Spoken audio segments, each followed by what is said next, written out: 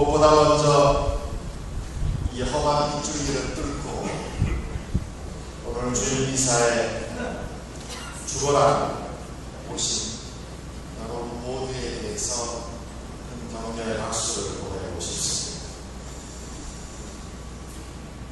혹시라도 여러분 가운데 이 자리에 앉아 계신 분들 가운데 오늘 비도 오는데 제껴? 그런 유혹을 받으셨지만 그 유혹을 이기고 지금 앉아있는 이 자리에 내가 와 있기를 정말 잘했다. 그 유혹을 이기고 정말 믿음을 가지고 오기를 정말 잘했다 하고 마음을 다독거리고 있는 분들에게 더욱더 큰 격려와 감사의 박수를 보냅니다. 오늘도 이 세상 어디에선가 새로운 생명들이 분명히 태어나고 있을 겁니다. 새로운 생명들의 태어남이라는 사건을 통해 저는 창조주 하느님의 존재하심을 새삼 늘 깨닫게 됩니다. 창조주 하느님께서 계시지 않다면, 생명의 원천이신 그분께서 존재하지 않으신다면 어떻게 이 세상에 새롭게 생명들이 태어날 수 있겠습니까? 먼 곳에서만 그런 일이 아니라 우리 가까이에서 새로운 생명들이 어제도 오늘도 그리고 내일도 태어납니다. 며칠 전 지난 화요일 사제관에서 키우는 오기가 마침내 예쁜 강아지 5마리를 낳았습니다. 개들은 사람과 달리 출산을 참 신기하게 하더군요. 한꺼번에 5마리를 낳는 게 아니고 처음에 2마리 낳고 또 한참 있다가 또 1마리 낳고 또 한참 있다가 또 1마리 낳고 그리고 늦은 오후에 마지막으로 1마리를 또 낳았습니다. 더 낳으려나 했는데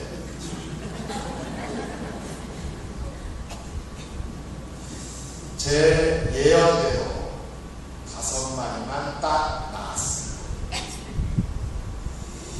누가 그랬거든요. 신이 몇 마리 낳겠어요? 그래서 난 5마리. 주인의 말을 내가 들었는지 딱 5마리 낳고 또 배를 이제 닫았습니다. 오기도 새끼들도 모두 건강합니다. 새끼 낳느라 힘들었던지 숨을 가쁘게 몰아쉬는 모습이 안쓰럽게 다가왔습니다. 그러면서도 저 이렇게 건강하고 예쁜 새끼 낳았다고 자랑스러워하듯 고개를 들고 저를 바라보는 모습이 한없이 대견스럽고 고마운 마음이 들었습니다. 그래서 잘했다, 고맙다고 머리를 쓰다듬어 주었습니다. 새로운 생명의 태어남을 지켜보면서 기쁨과 함께 솔직히 두려움도 밀려왔습니다. 왜 나에게 이 기쁨만이 아니고 경이로움만이 아니고 새로운 생명의 탄생을 지켜보면서 두려움이 밀려왔을까? 그 까닭은 어쩌면 한 생명을 태어나게 하기 위해서 어미는 태를 열고 피를 흘려야 한다는 자연의 순리가 저를 두려우게 했는지도 모르겠습니다. 그러면서 나도 그렇게 이 세상에 태어났겠구나. 어른들의 표현으로 들리면 태어나는 순간에 핏덩어리라는 말이 이게 거짓이 아니고 세상에 태어났을 때 그 순간에 바로 나의 모습이었고 여러분 한 사람 한 사람의 모습이었겠구나 라는 생각을 했습니다. 생명 있는 모든 존재가 그렇게 그 누군가의 피 흘림을 통해 태어난다는 분명한 사실 앞에 거룩한 경이로움과 함께 두려움을 느낄 수밖에 없었습니다. 어쩌면 그 생명의 탄생은 인간의 영역이 아니라 창조주 하느님 신의 영역에 속하는 것이기에 또 다른 하느님의 현현 나타나심을 느끼게 해주었기에 저를 두렵게 한 듯 싶습니다. 오기는 지금 엄마 노릇 참 잘하고 있습니다. 개들도 아주 못된 개들이 있습니다. 무정한 개가 있습니다. 지가 새끼를 낳았고도 그 새끼를 전혀 돌보지 않는 그런 무정한 개가 있습니다. 근데 개들만 그럴까? 엄마들 가운데도 이렇게 무정한 엄마들이 가끔 있더라. 그래 다행히 사제간의 오기는 모성애가 풍부한 개입니다. 젖을 물려주고 새끼들을 깨끗이 한타 씻어주고 자기 품을 찾아드는 새끼들을 참으로 따뜻하게 품어주고 합니다. 아직 눈도 뜨지 못한 새끼들이 새미는 색을 자는 모습은 뭐라 말로 표현할 수 없을 만큼 귀엽고 사랑스럽습니다. 개들은 걷고 뛰는 종자인데 이 새끼들은 두더지처럼 지렁이처럼 아직은 기어다닙니다.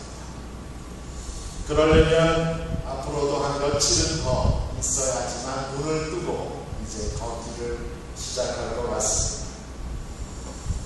그러면서 그 태어난 강아지들이 귀엽고 사랑스럽지만 그래도 만물의 영장 하느님을 닮은 모상이라 하는 인간의 갓 태어난 애기들에 비하면 이들의 아름답고 귀여움은 참으로 별거 아니구나 하는 생각도 해봤습니다. 가장 귀엽고 사랑스러운 존재는 바로 사람에게서 태어난 갓난아기들의 모습에서 볼 수가 있지 않나. 이런 경사스러운 일을 축하하고 또 기뻐하면서 오늘 복음을 함께 묵상해 봅니다.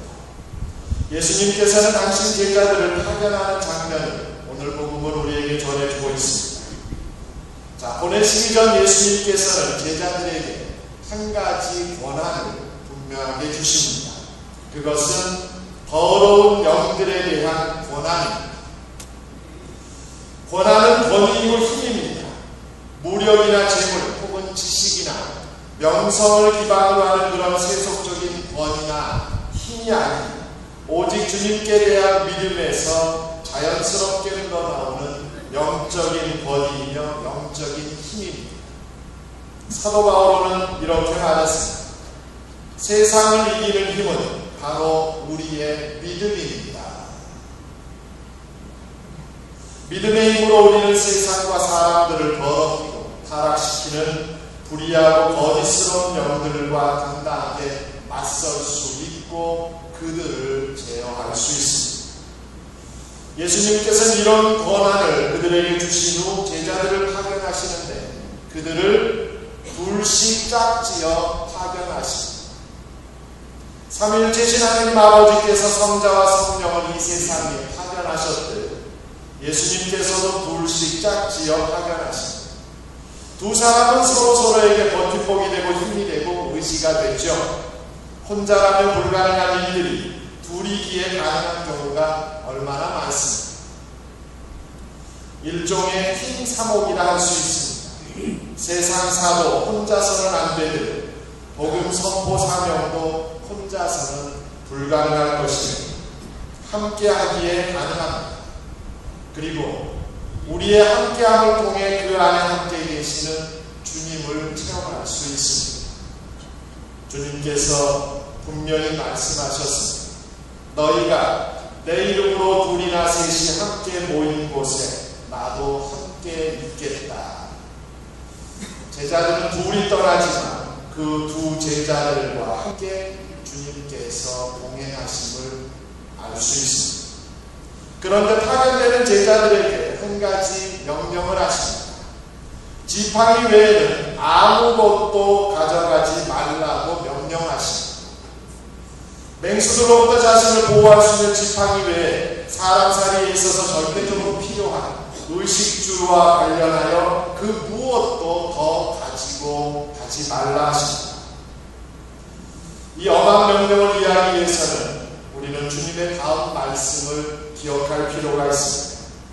너희는 무엇을 먹을까, 무엇을 마실까, 몸을 보호하려고 무엇을 입을까 걱정하지 마라. 너희 아버지께서는 이 모든 것이 너희에게 필요함을 아신다.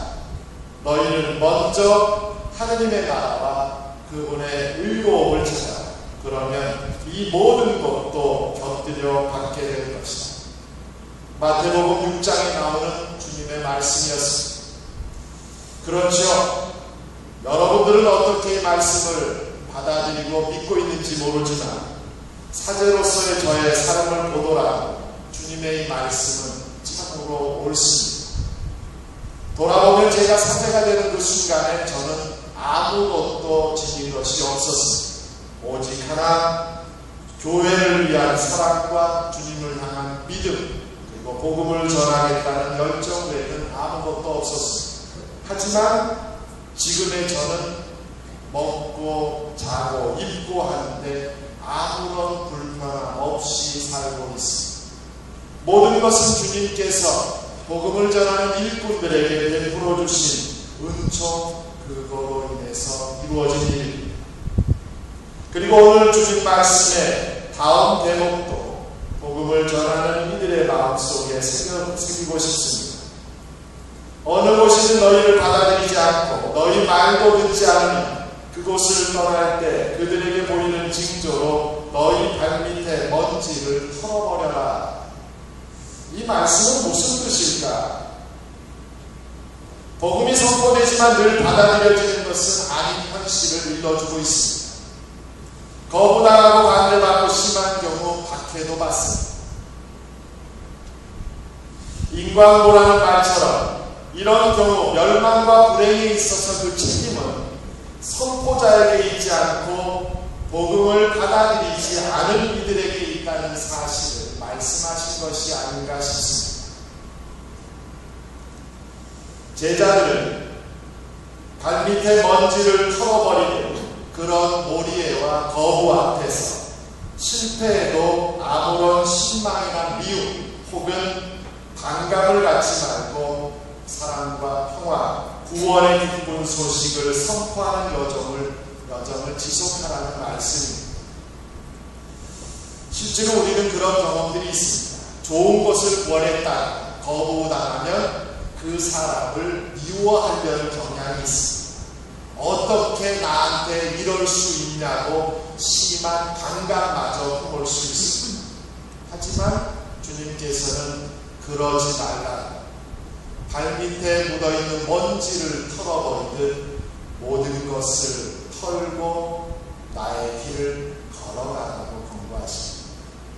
그래야 복음을 전하면서 우리는 누군가를 미워하고 싫어하고 증오하는 죄를 짓지 않기 때문입니다. 사람에게는 사람의 길이 있고 하늘에는 하늘의 길이 있습니다. 땅을 믿고 살며 하늘을 머리 위에 두고 사는 사람이 어떻게 하늘의 깊은 그리고 넓은 뜻을 알 수 있겠습니까?